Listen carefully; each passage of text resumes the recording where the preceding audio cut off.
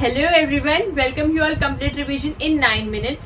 सो जैसा कि आप सभी लोग जानते हैं, इस चैनल पर हम अपना डेली करंट अफेयर हिंदू का एनालिसिस करते हैं और साथ ही में बीच बीच में जो वर्ल्ड्स में आपकी करंट हैपनिंग्स हो रही हैं उनका 360 डिग्री एनालिसिस करते हैं। अभी हमने चंद्रयान 3, आदित्य L1, गगनयान जैसे इंपॉर्टेंट टॉपिक्स का भी डिस्कशन किया था। आज का हमारा टॉपिक रहेगा India middle east Europe economic corridor. साथ ही में हम जानेंगे कि टर्की इसको क्यों अपोज कर रहा है and why had Turkey said this that there is no corridor without Turkey। आइए हम डिस्कशन स्टार्ट करते हैं। तो सबसे पहले हमारे लिए ये जानना जरूरी है कि किसका ब्रेन चाइल्ड था। तो मिस्टर अजित डोवाल सर ने पहले से ही 2 to 3 years before Saudi and Europe के साथ आपकी सीक्रेट मीटिंग स्टार्ट कर रखी थी, जिसमें वो IMEC के बारे में डिस्कशन कर रहे थे ताकि ये सक्सेसफुल हो जाए as soon as possible. But इसका बैकग्राउंड हिस्ट्री ये रहेगा कि आपको बताइए, चाइना का बेल्ट एंड रोड इनिशिएटिव जो है उसमें टर्की एक मेजर इंपॉर्टेंट रोल प्ले करता है connecting Asia and Europe. Because आपके इस्तांबुल के पोर्ट से होकर टर्की से होकर यूरोप में हमारा सामान जाता है। लेकिन जब हम टर्की को बाईपास करके एक कॉरिडोर बना देंगे तो टर्की का कोई रोल नहीं रहेगा और इसलिए चाइना भी टर्की को सपोर्ट नहीं करेगा। तो टर्की की जो स्ट्रेटेजिक ऑटोनॉमी है वो हर्ट हो जाएगी। टर्की को $3.6 बिलियन तक का लोन अप्रूव किया हुआ था चाइना ने, और जिसमें से वो काफी अमाउंट दे भी चुका था। लेकिन जब टर्की की कोई जरूरत नहीं रहेगी वर्ल्ड पावर्स में, जो उसका सबसे मेजर रोल था एशिया एंड यूरोप को कनेक्ट करने का, जहां से हमारा मेजर ट्रेड जाता था, तो चाइना भी टर्की को फर्दर सपोर्ट नहीं करेगा। And this is the one of the main reasons why Turkey is saying there is no connectivity without Turkey. क्योंकि अगर हम टर्की को ही आप बाईपास कर दोगे, टर्की का कोई रोल ही नहीं रहेगा, उसको कोई पूछेगा ही नहीं वर्ल्ड में, तो टर्की जो है इस तरीके की ही स्टेटमेंट देगा।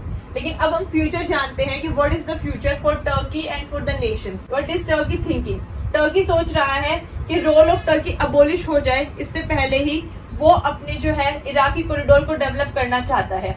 इराकी कॉरिडोर IMEC का एक ऑल्टरनेटिव कह सकते हैं, क्योंकि इराकी कॉरिडोर में इराक से टर्की से होते हुए यूरोप सामान जाएगा। सो टर्की सेइंग यहाँ पे $17 बिलियन तक की हम इन्वेस्टमेंट करते हैं और इसको जल्दी ही शुरू करते हैं।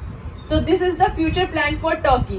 What is Turkey is thinking, and this was the past Belt and Road Initiative of China that is also weakening. वो भी weaken होता जा रहा है क्योंकि हमने उसका alternative बहुत ही shortest route present में develop कर लिया है। This is the present India to Israel to Europe. So basically हमने present में ये develop कर लिया है, तो हमें past की अब सेंट्रल एशिया से होते हुए आपका यूरोप जो एक्सपोर्ट जाता था बेल्ट एंड रोड के थ्रू, उसकी कोई जरूरत नहीं है।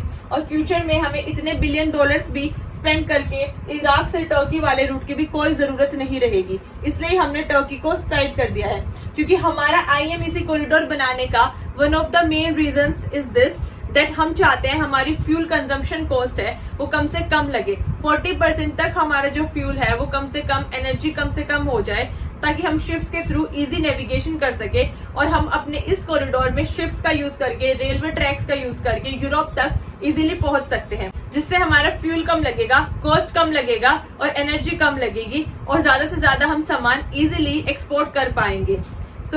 सो मैंने आपको अपनी साइड से ऑलमोस्ट इसका कंप्लीट एनालिसिस प्रोवाइड करवा दिया, जिसमें मैंने प्रेजेंट, पास्ट और फ्यूचर ऑल 3 डायमेंशंस कवर किए हैं, साथ ही में बैकग्राउंड डेटा के साथ। अगर आपको ये वीडियो पसंद आई हो then please like, share and subscribe the channel. इसी तरीके से हम इस चैनल पर और भी टॉपिक्स 360 डिग्री से कवर करते रहते हैं। एंड प्लीज कमेंट डाउन आपको आज की वीडियो कैसी लगी। Thank you so much. जय हिंद।